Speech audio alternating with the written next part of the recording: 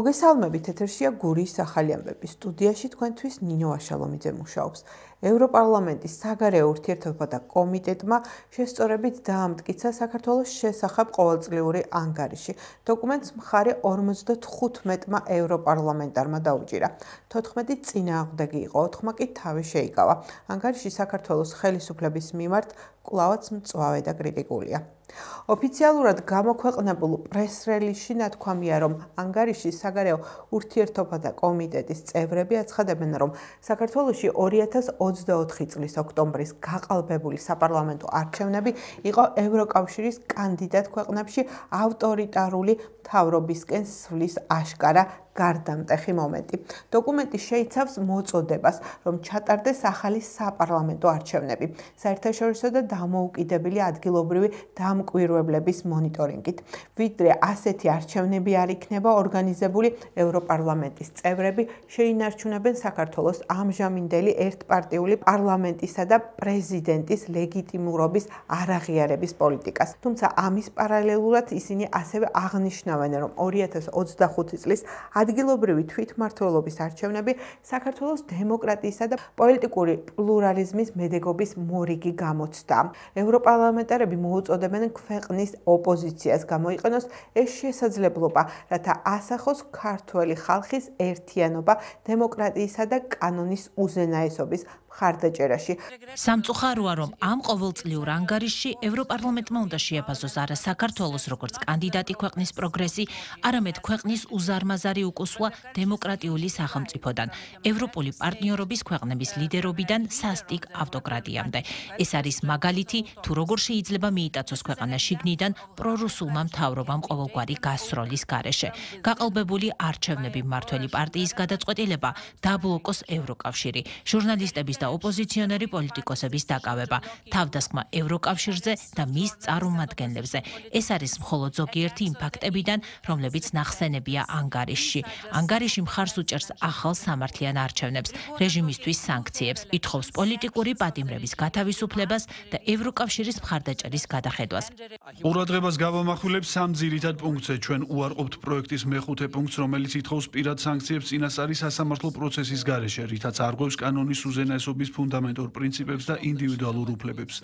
უფრო მეტიც, ოჯახის წევრების მიმართ ასეთი სანქციების გავრცელების მოწოდება წარმოადგენს კოლექტიური სასჯელის ფორმას, რაც როგორც ევროკავშირის ფუნდამენტური უფლებების სტანდარტების, ისე ასოციაციის საფუძველზე დანაშაული საერთაშორისო სამართლებრივი ნორმების აშკარა დარღვევა. ჩვენ უარყოფთ მერვე პუნქტს, რომელიც მოითხოვს საქართველოს დემოკრატიულად არჩეული მთავრობის არაღიარებას და სასურველი პოლიტიკური ფიგურის სამხრივად დანიშვნას, რაც წარმოადგენს გაეროს ქარტიის მიერ დაცული სუვერენული სახელმწიფოების შიდა საქმეებში ჩაურევლობის პრინციპის აშკარა დარღვევას. ჩვენ უარყოფთ მეათე პუნქტს, რომელიც ცდილობს ევროკავშირის ერთსულოვნების მოთხოვნას გვერდია უაროს საგარეო პოლიტიკის გადაწყვეტილებებთან დაკავშირებით, რითაც ძირს უთხრის თავად გაერთიანების იურიდიულ წესრიგს. ძვირფასო ვიზიტორებო და სტუმრებო საქართველოდან. ნება მიბოძეთ გითხრათ, რომ თქვენ და თქვენმა მეგობრებმა აჩვენეთ შესანიშნავი გამბედაობა, დაიცავით დემოკრატია, კანონის უზენაესობა და ევროპული მომავალი თქვენი ქვეყნისთვის. ნება მიბოძეთ დავამატო, რომ თქვენ მარტო არ ხართ, ჩვენ თქვენს გვერდით ვართ. მადლობა, რომ აქ ხართ და მადლობა იმ ყველაფრისთვის, რაც გააკეთეთ საქართველოსთვის. ასე გააგრძელეთ. ევროპარლამენტართა ანგარიშს საქართველოს ხელისუფლების წარმომადგენლები გამოეხმაურნენ. ასეთი რეზოლუცია, ასეთი ანგარიში გასაკურველი ძალიან ცუდ პოლიტიკურ გავლენას ახდენს ზოგადად საქართველოში ატმოსფეროზე.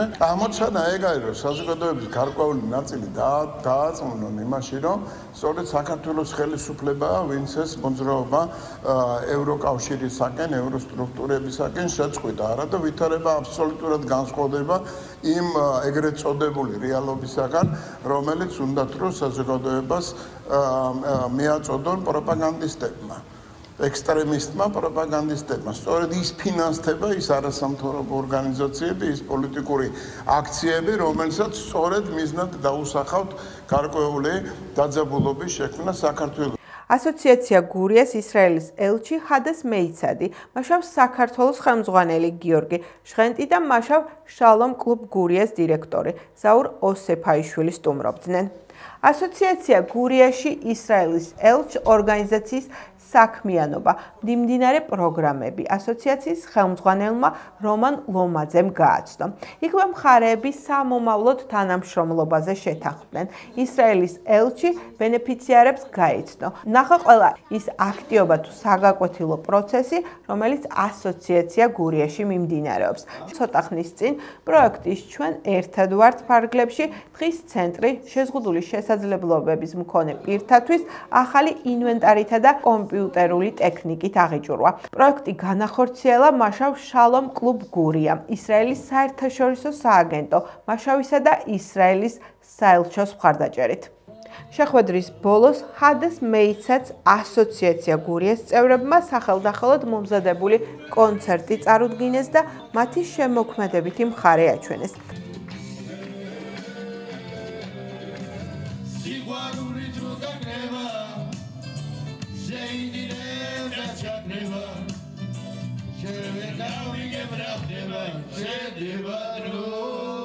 I'm very honored and privileged to be here today at this amazing institution. ძალიან მიხარია რომ დღეს აქ ვარ ამ შესანიშნავ საქველმოქმედო ასოციაცია გურიაში, რომელიც დააფუძნა ბატონმა რომან ლომაძემ, ასევე ხელმძღვანელობს ლანა ლომაძე.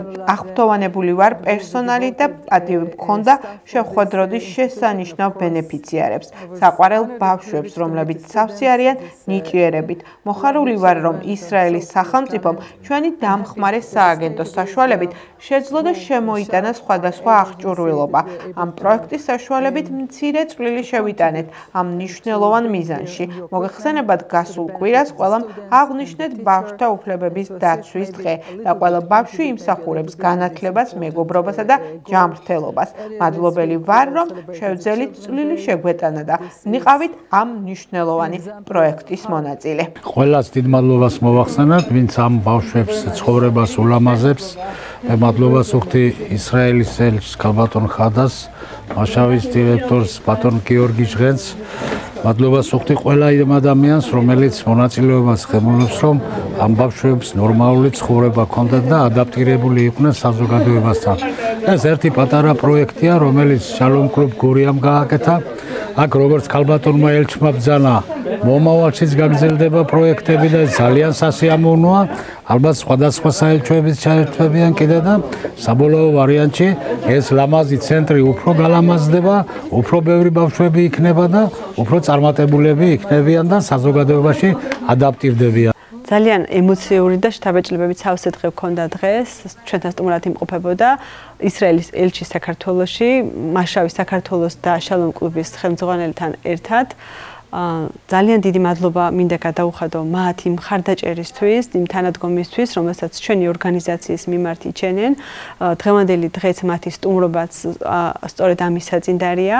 გაიცნენ ჩვენი ორგანიზაციის საქმიანობას, მიმდინარე პროგრამებს, გარემოს, ძალიან უშუალოდ ფილისაუბრები ჰქონდათ ჩვენს ბავშვებთან.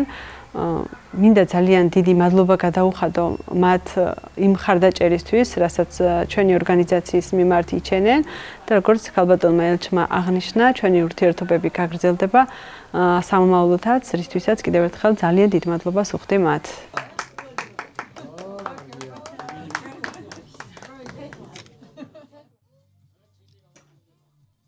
გაერთიანებული წყალმომარაგების კომპანია გურიის რეგიონში წყალმომარაგების ინფრასტრუქტურის მშენებლობა, რეაბილიტაციას აგრძელებს. პროექტის ჯამური ღირებულება 117 მილიონი ლარია.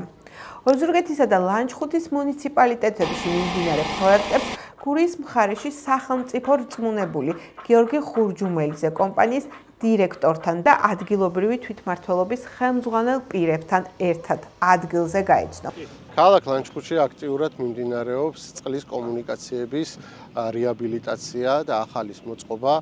პროექტის ფარგლებში 11,000 ბენეფიციარს 24 საათის განმავლობაში მივაწოდებთ სასმელ წყალს. პროექტი დასრულდება წყლის ნაწილი 2025 წლის ბოლოს და პროექტის ღირებულება შეადგენს 37 მილიონ ლარს. გაერთიანებული წყალმომარაგების კომპანიის ახალ ხელმძღვანელთან ბატონ დავით კვინიკაძესთან და ადგილობრივი თვითმმართველობის წარმომადგენლებთან ერთად დავათვალიერეთ გურიაში წყალმომარაგების ქსელის სამშენებლო სამუშაოები. დღეის მდგომარეობით სამუშაოები აქტიურ ფაზაშია, მიმდინარეობს 7 პროექტის განხორციელება, რომელთა ჯამური ღირებულება 117 მილიონ ლარს აჭარბებს და პროექტების დასრულების შემდეგ უწყვეტი წყალმომარაგებით ისარგებლეს 36000-ზე მეტი ბენეფიციარი. მუნიციპალიტეტში 4 ადმინისტრაციულ ერთეულში ქალაქ გარდა აქტიურად მიმდინარეობს წყალმომარაგების სამუშაოები, რომლებიც დასრულების ეტაპშია, რაც შეეხება ქალაქის ადმინისტრაციულ ერთეულში, სადაც 11000 ბენეფიციარი ისარგებლოს ამ წყალს, მასიურად ხდება სამუშაოები და აქტიურ რეჟიმში მიმდინარეობს. ეს რა თქმა უნდა მოხდის იმის გამოწვევას, რომ ქალაქის მოსახლეობის მთლიან ნაწილს ექნება 24 საათიანი წყალმომარაგება, ასევე ქალაქის მოსახლეობასთან ერთად ისარგებლებს ამ წყალმომარაგებით მაჩხვაერთი სოფლის მოსახლეობა და ვფიქრობ ეს თემა ძალიან მნიშვნელოვანია და ერთ-ერთი სერიოზული გამოწვევა გადაიჭრება ამ წყალმომარაგების ქსელის გამართვით. ოზურგეთის მუნიციპალიტეტში აქტიურად მიმდინარეობს წყლის ინფრასტრუქტურის მოდერნიზება, რომელიც გულისხმობს ოზურგეთისთვის 24 საათიანი წყალმომარაგების უზრუნველყოფას, რომელიც დასრულება იგეგმება 2025 წლის ბოლოს, მოხდება სისტემის სასტესტო გაშვება და შემდგომ უკვე 24 საათიანზე გადასვლა. მე მინდა მადლობა გადაუხადო გაერთიანებულ წყალმომარაგებას ჩართულობისთვის, იმისთვის რომ ზრუნავენ ჩვენს მოქალაქეებზე, რომ მათ უზრუნველყოფილი იყვნენ 24 საათის განმავლობაში. ოზურგეთის მუნიციპალიტეტის სოფელ ბახვის საჯარო სკოლაში პროექტში ჩემი ოჯახის გენეალოგიური ხის გამარჯვებული და მონაწილე მოსწავლეების დაჯილდოება შედგა. პროექტის ინიციატორი ქუთაისის საპატიო მოქალაქე, ექიმი, კლინიკის ხელმძღვანელი პოეტი მერაბ კვიცარიძეა. 3 თვის წინ დაწყებული პროექტი ჩემი ოჯახის გენეალოგიური ხე, რომელიც სოფელ ბახვის საჯარო სკოლის მოსწავლეებმა განახორციელეს, დასრულდა. პროექტის იდეის ავტორი, პროფესიით ექიმი, ამავდროულად პოეტი, ქუთაისელი მერაბ კვიცარიძეა. თურქეთელი ქართველი ბიზნესმენი, საზოგადო მოღვაწე, ქველმოქმედი ისმეთ აჯარი ბაჭარაძეა. პროექტი თითოეული მოსწავლის მიერ გენეალოგიური ხის შექმნას, გვარისა და მათი წინაპრების ისტორიასა და მათ წარმომავლობაზე მუშაობას კვლევას ითვალისწინებდა, რასაც ბავშვებმა თავი წარმატებით გაართვეს და თავიანთი ნაშრომი წიგნად აკინძეს. საბოლოო ჯამში საუკეთესო ნამუშევრისთვის პირველი ადგილი ნუცა ანდღულაძეს, მეორე ადგილი თინა თვალაბეიშვილს, ხოლო მესამე ჯემიკო დიასამიძეს ერგო, რომელთაც სიგელებთან ერთად ფულადი ერთჯერადი სტიპენდია გადაიცათ. პროექტში მონაწილე ყველა მოსწავლეს, პედაგოგსა და სკოლის დირექტორს კი სიგელები. ჩემმა დამრიგებელმა გამასწრეს პროექტი და ძალიან მომეწონა, იმიტომ რომ ესეთი რაღაცები, რაც გვარს ეხება და ჩვენ წინაპრებს ეხება, ძალიან მომწონს და ეს იყო ძალიან დამაინტერესდა, ვეცადე რომ ყველაფერი რაც მე ვიცოდი და შემეძლო გამეკეთებინა და ყველაფერი ვეცადე. რაც შეეხება ჩემ გვარს, ეს ჩემ წინაპრებსაც ჩემ დიდ ბაბუას ყოდა დაწყებული და ვეცადე რომ ის გამეგრძელებინა და ჩემი ნაცისაობით ჩავთი ამაში და ძალიან დამეხმარებისი და რაც შემეძლო ბოლომდე მივიყვანე საქამდეც ვიცოდი ეს ყველაფერი. და პირველ ადგილს მართლა არ ველოდებოდი, პირველ რიგში რომ დაიწყეს დაჯილდოება, არ მიმიქცევია ყურადღება სერტიფიკატების გადმოცემის, იმიტომ რომ არ ველოდებოდი ამას და ჩემი გვარი რომ გავიგე, ძალიან გამიხარდა, იმიტომ რომ ეს იყო ჩემთვის ძალიან დიდი სტიმული, იმის რომ რაც მიყვარს ის გავაგრძელო მომავალშიც და აი მართლა ძალიან ემოციებში ვარ და ძალიან მიხარი ამ ყველას. მადლობა ბატონ მერაბს ამისთვის და ყველა იმას, ვინც ამ პროექტში იყო ჩართული. თურქეთელი ქართველის ქველმოქმედის საზოგადო მოღვაწის ისმეთ აჯარის სახელობის სტიპენდიები დარიგდა დღეს ბახვის საჯარო სკოლაში. მე და ბატონმა ისმეთმა ერთად გადავწყვიტეთ, გაგვეკეთებია ეგრეთ წოდებული გენეალოგიური ხეები, რომელშიც აღნიშნული იქნებოდა სკოლის მოსწავლეების წინაპრების შესახებ ინფორმაციები. შესანიშნავად გაართვა სკოლამ თავი ამ პროექტს. თითქმის ყველა მოწაფემ მიიღო მონაწილეობა და დღეს იყო დაჯილდოების ცერემონიალი. პირველ 3 ადგილს გადავეცით შესაბამისი სერტიფიკატები და მათ გადავეცით ასევე ფულადი ჯილდოები. რა თქმა უნდა, გულდაწყვეტილი არც ერთი მონაწილე არ დაგვიტოვებია და ყველას გადავეცით მადლობის სიგელები აქტიური მონაწილეობისათვის. ჩემი ნაცნობობა დაიწყო ქუთაისში ბართოლომეოს პოეზიის საღამოდან და გავიცანით ერთმანეთი და შედგა ჩვენი შეხვედრა ჩემთან სკოლაში და მასტერკლასიც ჩაატარა მაშინ ბავშვებთან და შესთავაზა ბავშვებს ამ პროექტში მონაწილეობა გენეალოგიის ხის პროექტის შეედგინათ საკუთარი გენეალოგიური ხე, რომელიც ისმეთ აჯარის კაბინეტის ეგიდით ხორციელდებოდა. მართლაც ძალიან აქტიური იყო, აბსოლუტურად ყველა სკოლის ყველა მოსწავლე მიიღო მონაწილეობა. შევკარით ეს წიგნის სახით და გადავეცით ბატონ მერაბს და დღეს თქვენც ხართ მოწმე რომ შედგა ამ მოსწავლეთა დაჯილდოება. ამ პროექტში რა თქმა უნდა ბავშვები ჩართული იყო მშობლები, ბებიები, ბაბუები, იმიტომ რომ მართლა წავიდა ძიება ფესვების და მართლა ძალიან კარგი საქმე გაკეთდა. მომავალში კიდევ ძალიან ბევრ საკითხში ვთავაპირებთ ვითანამშრომლოთ ბატონ მერაბთან და ძალიან კარგი წინადადებები შემოგთავაზა, რომელსაც ალბათ მომავალი სასწავლო წლიდან ასევე აქტიურად ჩავებერეთ. აღნიშნული პროექტი ქუთაისის თითქმის ყველა სკოლაში და მალე ჩოხატაურის კიდევ ერთ სკოლაში განხორციელდება.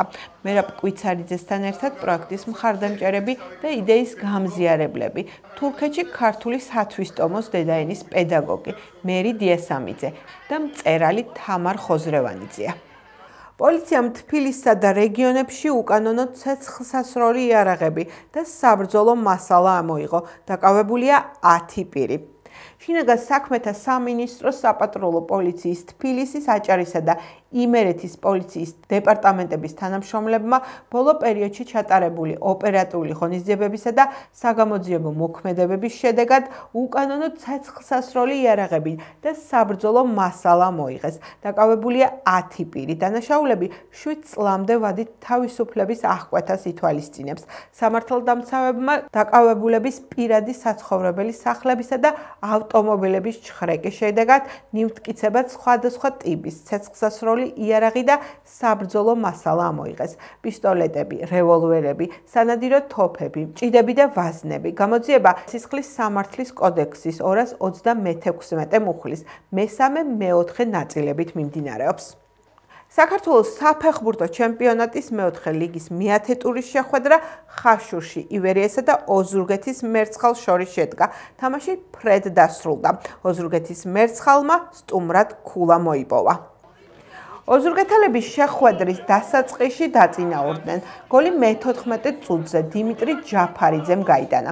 მასპინძლებმა ანგარიშის გათანაბრება შეხვედრის ბოლოს 70 წუთზე შეძლეს. საბოლოოდ თამაში ფრედ 1-1 დასრულდა. მერცხალს 10 ტურის შემდეგ 14 ქულა აქვს და კვლავ მერვე ადგილზეა.